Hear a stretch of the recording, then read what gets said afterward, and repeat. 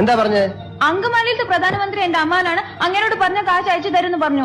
അമ്മാവനെ വിളിച്ചു പറഞ്ഞ കാശ് അയച്ചു തരുന്ന അവര് പറഞ്ഞില്ലേ? നിങ്ങൾക്കൊന്ന് ഫോൺ ചെയ്ത് അങ്കമാലി.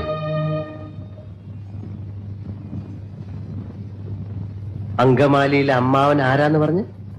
പ്രധാനമന്ത്രി.